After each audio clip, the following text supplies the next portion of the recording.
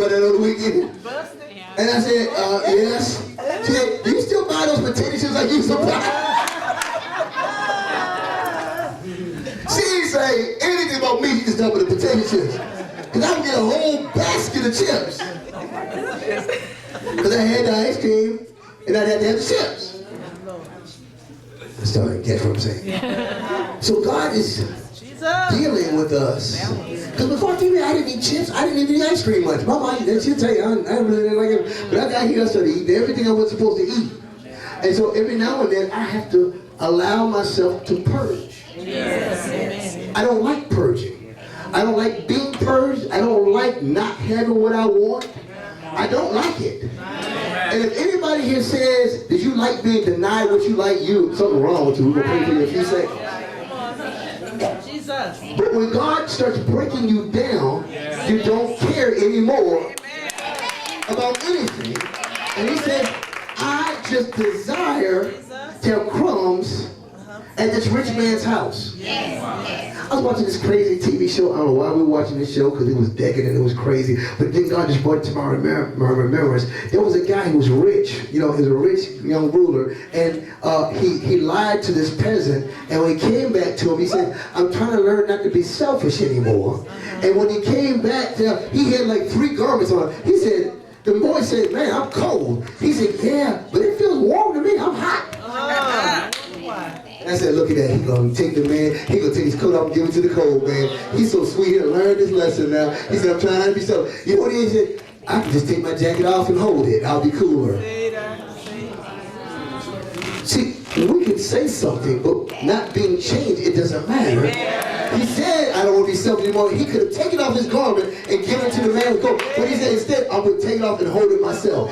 Here's what we do sometimes. We take our finances and take it off and say, I'm going to hold it myself. And we wonder why nothing's happening, because we didn't release the jacket. Oh, let me go back to this. Come on. Jesus. There was a rich young man, who was blessed, and was blessed every day. There was a certain young man named Lazarus. Lazarus has a name, but the rich man don't have a name. Right. Which was laid in the gate full of swords, and desired to be fed with the crumbs which fell from the rich man's table. Moreover, the dogs came and licked his sores. Now this is crazy. I gotta stay in the spirit, but can I just be honest? Thank you, Jesus. It would really have to be God to let me let some dog lick my sores.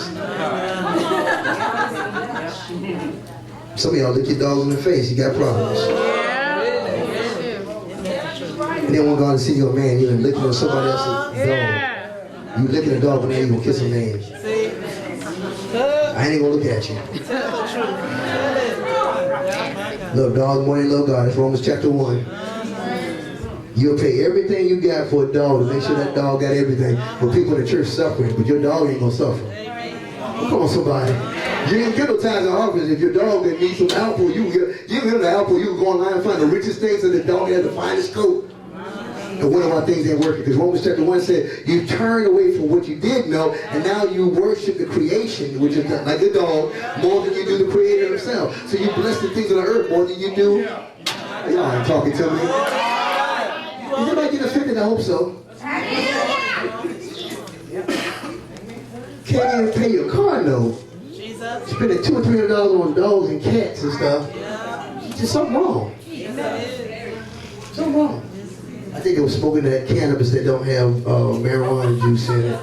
CBDs, DVDs. How come I keep seeing Snoop every time I see CBDs?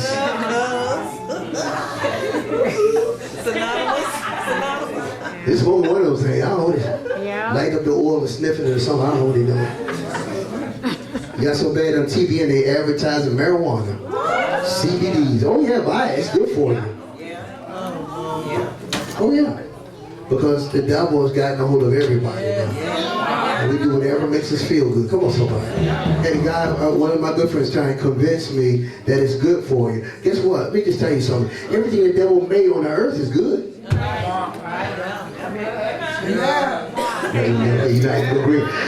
He is the Lord of the Prince of the Air, so everything on the earth tastes good, looks good, feels good. Everything that's not God don't seem to be all that good until you taste and see that the Lord is good.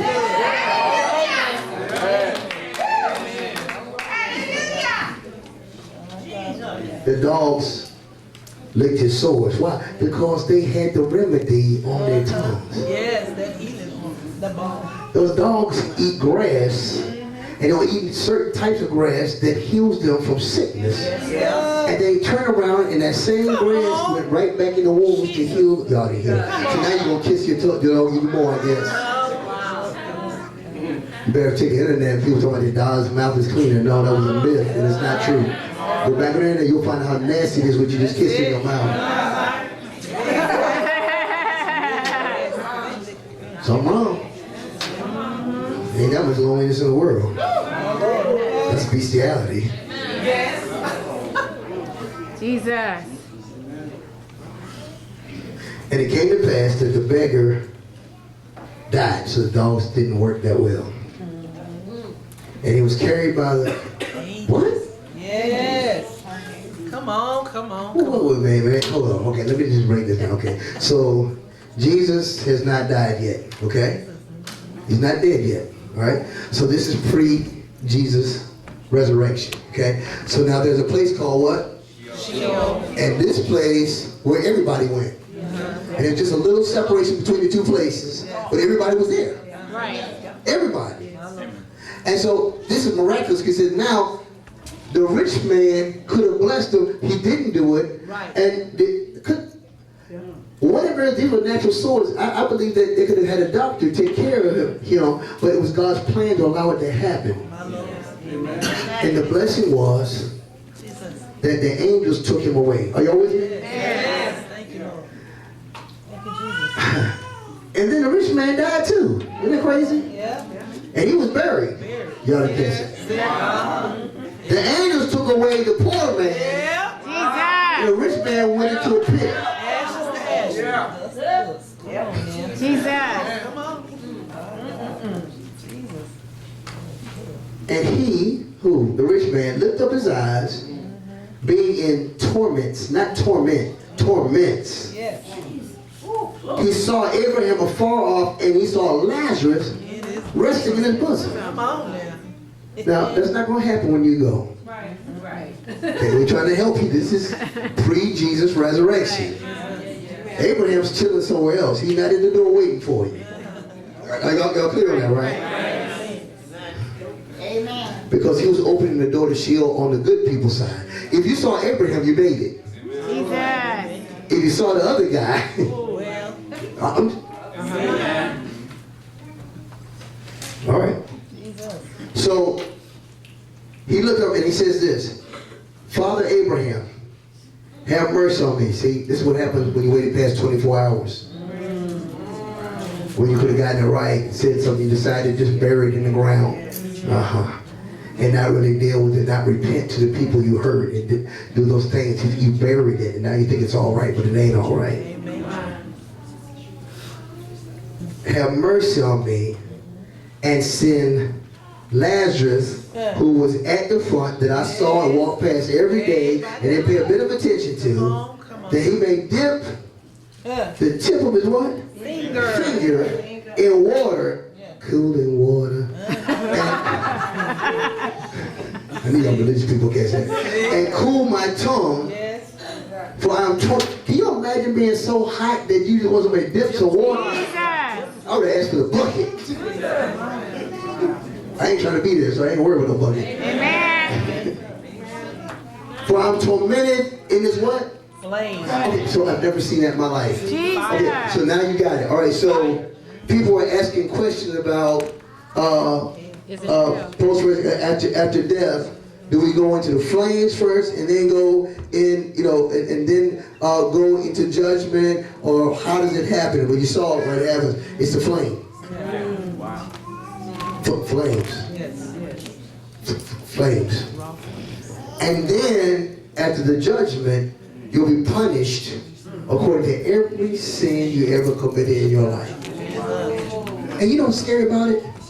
There'll be some nice people in hell because they did not repent. Nice people. And they're doing nice things. They're doing good. They're good people.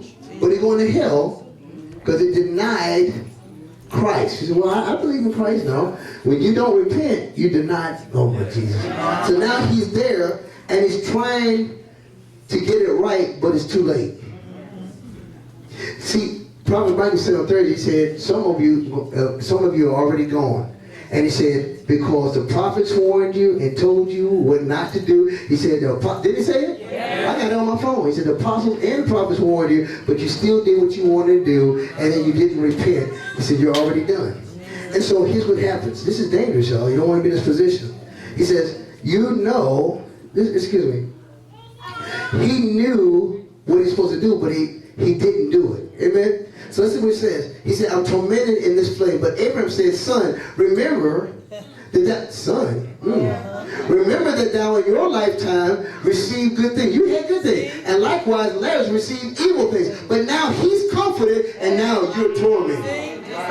See, you were chasing after things in the world. You wanted all that blessing, but now you're going to be tormented and flamed because you had a chance, but you didn't get it right.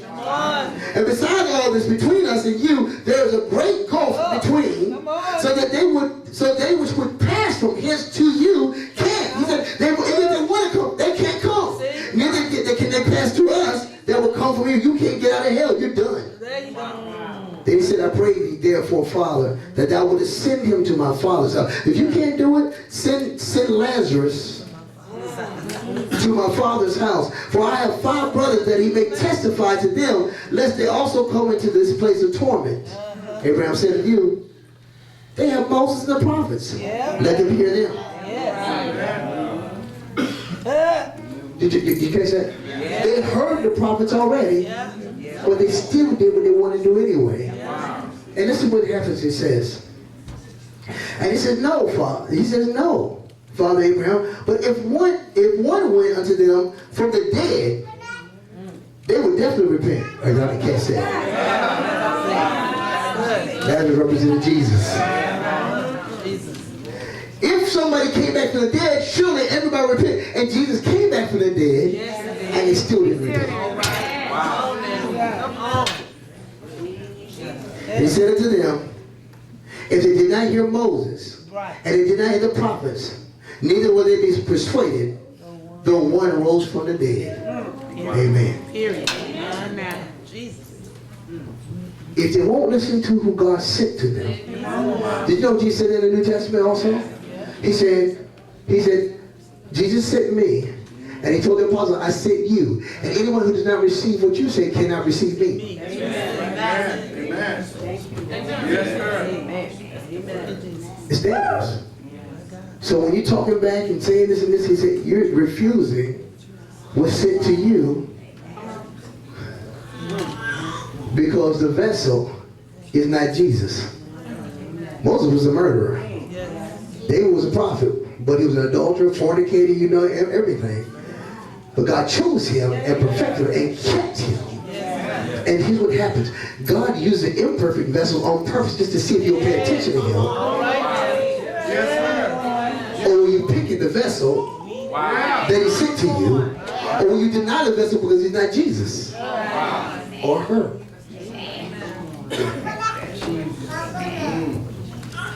He's coming back real soon, baby.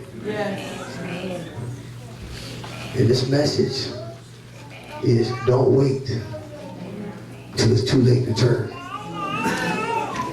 Because this man wasn't old. It didn't say he died old. It didn't say Lazarus was old. They dropped dead and didn't even know. But one was ready, one wasn't. Some of you have been warned that you're going to lose your life.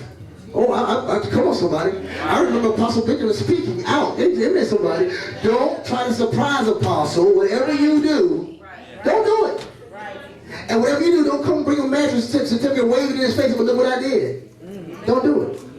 I remember prophets coming in warning people that they won't die. If they don't listen to the prophets and apostles, why would he send somebody else? You better get it right tonight, because he's coming back. I gotta get it right, because he's coming back. Ain't nobody perfect here. You don't want the perfect heart with God. You got some issues. We're being purged. We're all being purged. We're being cleaned up and cleaned up. That's not the issue. It's that you laid yourself down at the gate to be purged, with all the sores, with all the mess going on in our life that needs to be healed, and you laid it down at the altar so God can heal it, so he can expose those sores, and then you die on the altar. Jesus. If you don't die, then he can't walk through you. You have to lay down your life for Jesus. Yes, Lord. I mean, dying down to all earthly pleasures and everything, allowing him to lift you back up again. There was angels that picked him up, and I remember there was a man named Lot who thought he was so righteous. And when God tried to deal with him, the Bible said he snatched his hands from the angels. In other words, he heard what they said, but he snatched his hands away because he thought that his righteousness could carry him through. And it did not work, and everything that he had was destroyed around him. Wow. Yes, sir. Wow. Jesus. Don't play. Yes, he's serious. He loves you. We shout and we play, but this is real. And the only way you get it is to ask God to truly change your heart. It's not going to happen because you think it's good. You got scared because you had to work. Because that's only going to last for about 24 hours. 40 hours. As soon as you get over scared, you're going to be right back to your same mess again. Because you're not changed. I want to be different. And the first stage of that is you start losing the flavor that you had. It becomes more difficult. It's not that you won't ever mess up again, but it becomes more difficult because you don't want to anymore. Hey, come on, somebody. And then you begin to have a repentant heart, and when you do wrong, you say, God, oh, that hurt. I don't want to do that anymore. That hurt. And you can't make it through the night without repenting. You got to get it right. And God washes that thing right away as if it never happened before, because he knows that your heart is different. Hallelujah. You don't have to come to church feel guilty because he washes you. But you got to get it right. You can't hide it on anything and just go ahead and do it and go say, well, I talked to God. No, you got to get it right. How do you get it right? You got to get it right with the person that you offended. Can't sweep it on the rug. He said, go to that person first and then you deal with God. Otherwise, you're just trying to hide. Man, this word is serious, guys. And he loves you so much, and he wants you walking in something crazy.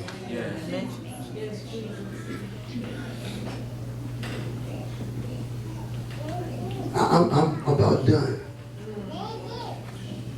There is a word on Apostle Jackie so strong, and I will not bring him up to speak for some 10 minutes because he's going to speak in the morning.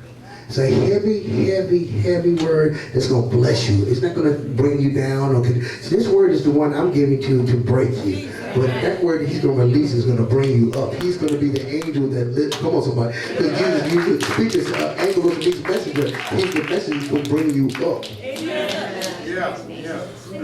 going to be no 3 o'clock tomorrow either. Because we're going to spend time with God in the morning and have a Holy Ghost time in the morning. And he's going to lead us in that word. Here's what I want you to understand. That when God starts dealing with you, nobody has to tell you about giving. Nobody has to talk to you about anything because your heart has changed. When you don't have a giving heart, you don't even think. You know, we have about 6 less services a month now, which means that there's so much less coming in. And what we do is we still keep giving the same thing as if you're going to be those other 6 because we don't care. We just do what we want to do for ourselves. And that doesn't show the love. So you guys, man, I got more money than I had before. So you just splurge on what you want to do. And when I was looking at the word, it was talking, the first few verses, it was talking about this person who worked. He was an unjust steward. And Apostle Jack has talked to us about squandering what we have. And he was the top of a company, and his boss put him over the books, and he was a collection agent, and he let those things slide. And here's a lot of times we let things slip. You know, when we're doing work, we think it's no big deal, but God watches that. And so he slipped on the books because he didn't collect like he should have. He didn't do what he was supposed to do, and it caught up to him. And he said, I looked at my books because sometimes we think God ain't watching it. And he said, I looked at my books. And my books are short. And the unjust steward says, hey man, hold up, I'll get it straight. He said, no. You've been doing this for a long time. You've been messing up my books for a long time. He said, you have no more place in this company. As a matter of fact, I'm so glad you made friends on the outside because you have no more place on the inside. Wow. You don't want God to put you out. I probably might have spoke about that Thursday. That you're going to find yourself in the street, you're going to find yourself with nothing, everything's going to be gone, you're going to be homeless and all that. I don't want to be that way. I want to be in the house of God. And I want to be blessed and supplied. Amen, somebody. And so, he said, go out. You can't come back in anymore. Go out. Make friends with the world. Because you're no more place for God. Oh, that's terrible.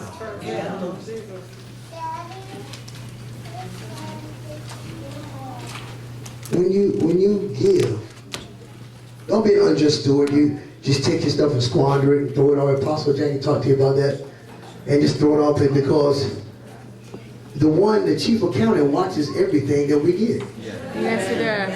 And we got to take care of stuff so that we have a flow, continue coming in here, that people can continue to be blessed and never have to worry about it, so that we can pray for them or anything that needs done. There needs to be money and treasury so that somebody needs something that's there. Anything that be done. We do construction things. We need to take care of things. We got to love God more.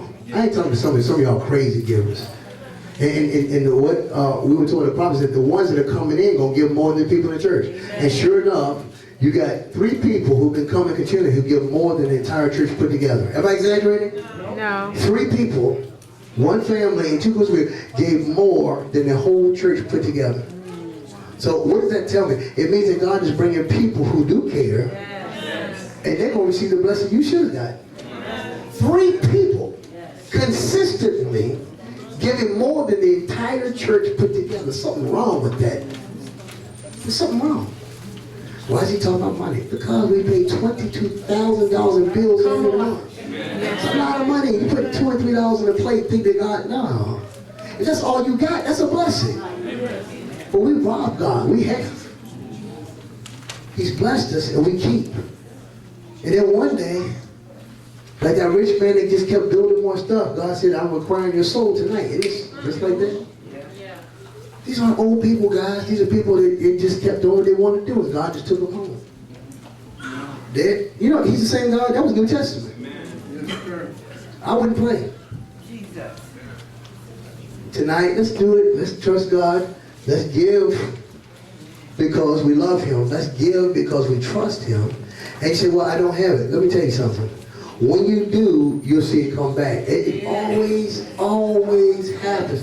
You don't give according to what you think. You give according to what you know. Amen. If you don't know, don't give. You shouldn't.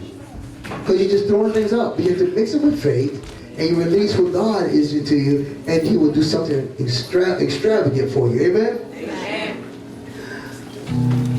I was looking at Tabitha's outfit. I mean, that's a fly outfit she got on. Amen. I'm looking at all the clothes. See, when you trust God, you don't have to buy somebody to outfit you. Yeah. Somebody will just come up and happy to wear the same size he does, same size shoes, same size clothes, and give them the whole closet. Amen. Of designer clothes. The whole closet, Ralph Lauren, all that, just gave it to her.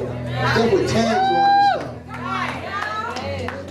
Because she trusted God. You don't need money. Amen. It's a good God. Yes, He is. And we get tired of hearing testimony because we're not trusting. You gotta trust Him. You're gonna see those things happen in your life.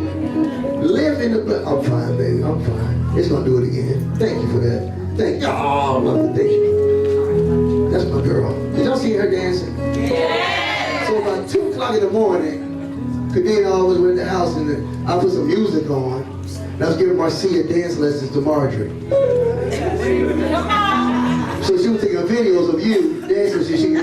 Here's what I was saying that. Amen. You don't know the influence that you have on other people. Yeah. She praising God the way she praises God. And people are watching that.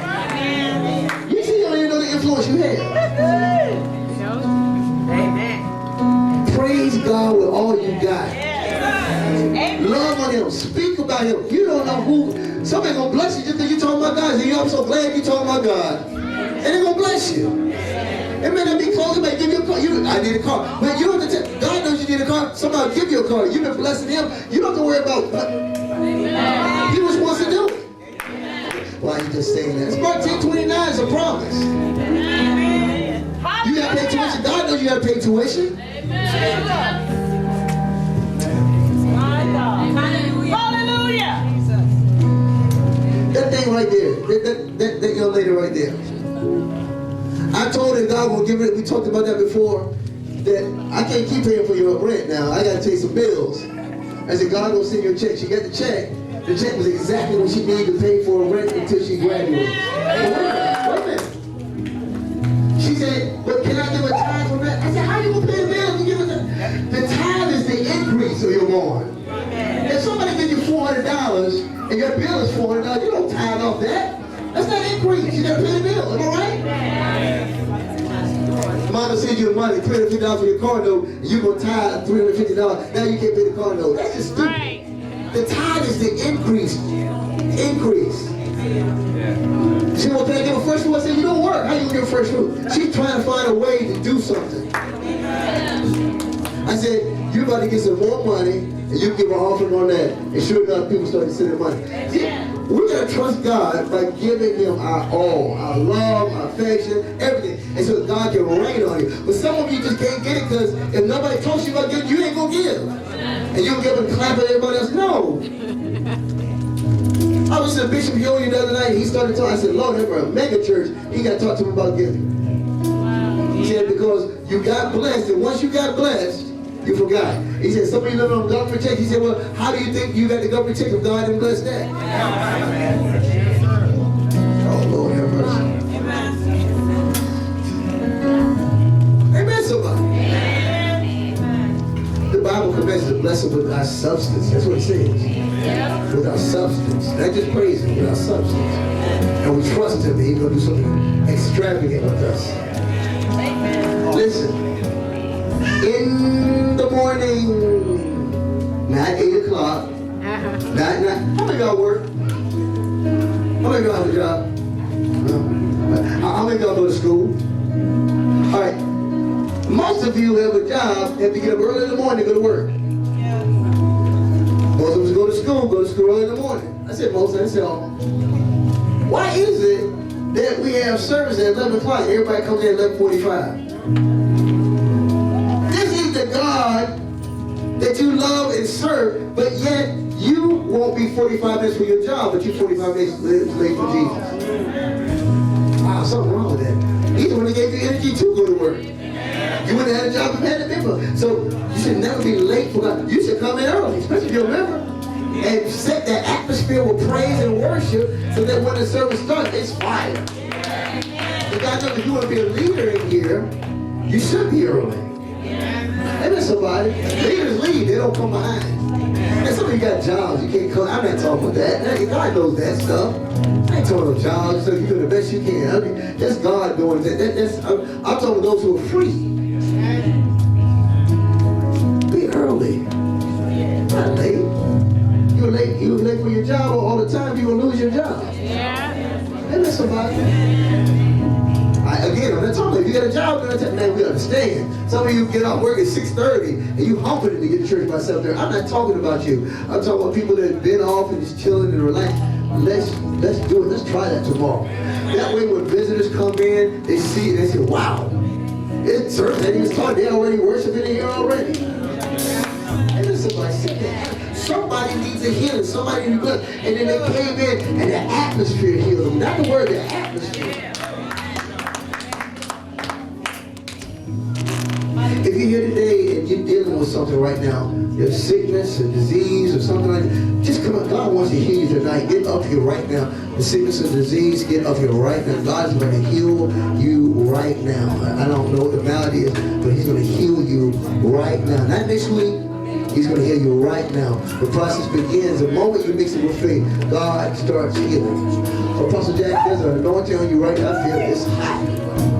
We're going to pray for these people in the name of Jesus, and it's going to happen quickly. Quickly.